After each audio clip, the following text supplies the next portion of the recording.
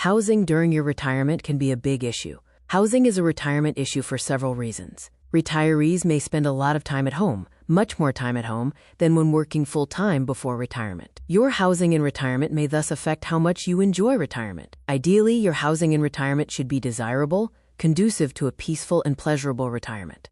Indeed, if you want to have a good retirement, think first of where and how you want to live, meaning both in what location and in what type of housing. Do you want to live in a warm climate, on a golf course, in the country, in the suburbs, in the city, or near your children and grandchildren? Well then, find a home there. Yet you'll also need to decide if you want a one-level home for access as you age, a home with a yard for pets and grandchildren, a newer home with lower maintenance costs, and a home with a nice kitchen, porch, or deck. Or you may already be in the home in which you wish to retire, hoping that you can afford to stay there. Which reminds us that you also need to be able to afford your home within your retirement budget.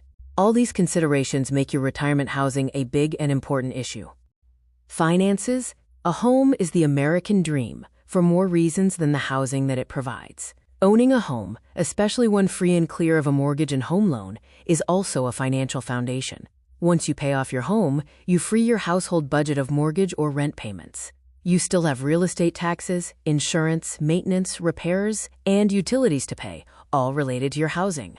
But relieving yourself of a housing payment should enable you to direct more of your household budget toward retirement savings before you retire. And once you reach retirement with your home still paid for, you relieve your retirement budget of a housing payment.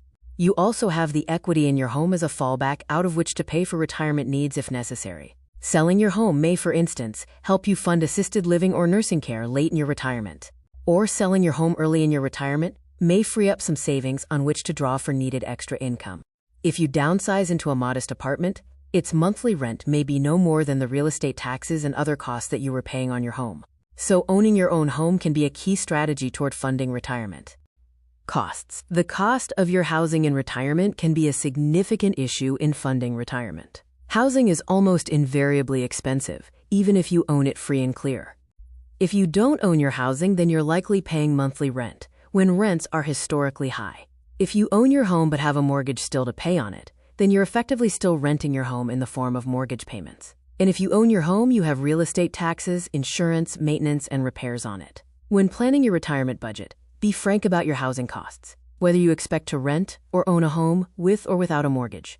Include all housing costs in your retirement budget. And if the budget doesn't look like it's going to work with the retirement savings and income you're going to have, then look hard at reducing your housing costs. Your housing costs may be your biggest expense in retirement. If you can still maintain the retirement lifestyle that you wish after downsizing your housing and reducing your housing costs, then seriously consider doing so. Don't let housing costs strap your retirement budget and drain your retirement finances. Location. As already suggested above, the location of your housing in retirement can be a critical factor to your retirement success. Your choice of location can certainly involve your needs or preferences on the climate, whether warm year-round, mildly seasonal, or with a full-on winter. Health may be a factor. Certain climates are better for certain chronic disease conditions, such as warm and dry for arthritis, mild with low humidity for asthma, or moderate temperatures for heart disease. Recreation may be a factor too, such as to play golf and fish year-round, or instead to enjoy winter sports too. Proximity to children and grandchildren may also be a factor. Plenty of retirees move closer to children and grandchildren as soon as work ceases, and they have the liberty to move and time to enjoy them. Cost may be a factor too. Living in high-population coastal areas may bring high housing, food, transportation, and other costs that are hard on a limited retirement budget, while living in less populated central regions can ease the retirement budget strain and stretch out retirement savings across a longer duration. Consider carefully the pros and cons of location. Lifestyle. The housing you choose for retirement also affects your retirement lifestyle. Housing in the city may facilitate enjoying the arts and cultural events, but present security and transportation issues. Housing in the suburbs may facilitate shopping, healthcare, and other services but lack cultural events, a sense of history and place, and other distinguishing features. Housing in the country may facilitate peace, quiet, and a slower pace but lack amenities, especially nearby healthcare facilities. Developers offer some housing specifically for certain retirement lifestyles, like housing along a golf course, housing with a pool, tennis courts, and exercise facility, and senior housing with a community center, assisted living, and a nursing facility with an on-site clinic. The specific housing you choose can also affect your lifestyle. Apartments and condominiums require less maintenance and repair, freeing your time up for other activities, but may permit less gardening and home modification and offer less privacy. Single-family homes can require significantly greater maintenance and repair obligations, but also provide greater privacy and more options for pets, gardening, landscaping, and home modification. Consider lifestyle preferences when choosing your retirement housing. Access. Your retirement housing may need to provide you with greater access in the event of your decline or disability. You may, for instance, suffer a fall and injury, an acute illness, or the progression of chronic disease, requiring that you temporarily or intermittently use a wheelchair, walker, crutches, or other assistance with ambulation.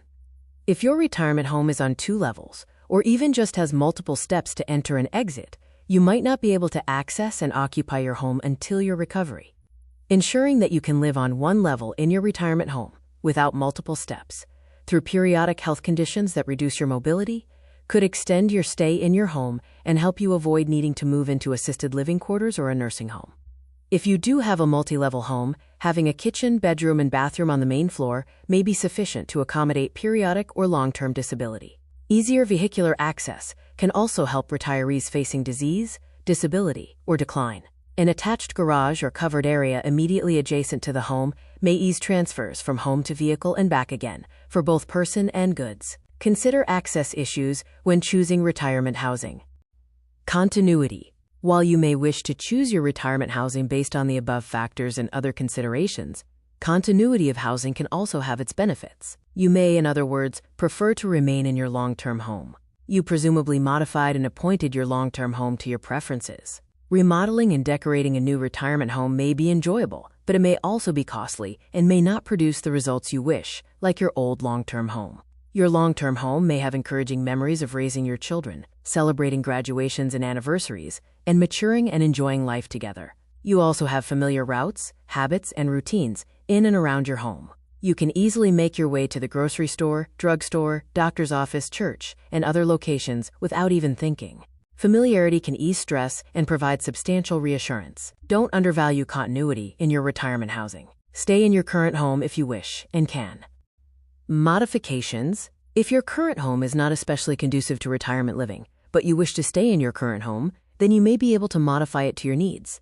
If, for instance, you have 1 or 2 steps into your home, when you anticipate mobility issues, then you may be able to install a ramp to eliminate the steps. If wheelchair access inside the home looks like it may be necessary, you may be able to widen a bathroom or bedroom doorway to accommodate it. If you have no bedroom on the main floor, you may be able to make a bedroom out of a main floor office or other living space. If your laundry room is downstairs, you may be able to install a smaller washer and dryer in a closet on the main floor. You may also be able to replace a climb-in tub in the bathroom with an accessible shower unit and install bathroom railings for wheelchair transfer.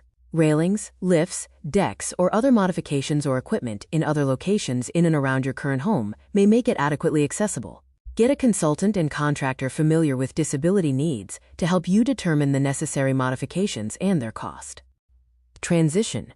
Retirees shouldn't necessarily expect to remain in the same home throughout their retirement. Doing so may be your preference, and with appropriate planning and preparation, you may be able to do so. Yet some retirees enjoy the thought and process of moving, and other retirees find a move or two necessary, whether they wish to do so or not. Your retirement housing plan may thus involve an expected move. You may, for instance, desire to stay in your current home all the way to the point that you need to move into assisted living quarters. Or you may determine that your current home is appropriate for another 5 years before you wish to move into an accessible unit in a warmer climate. Or you may remain in your current location, but make progressive moves from your current home into a condominium or apartment and later into assisted living. If you can be flexible over housing as your abilities and needs change, then all the better. But consider planning for 1 or more moves during retirement. Thank you for watching this video. Get more content in the guide, with stories, reflections, and summaries.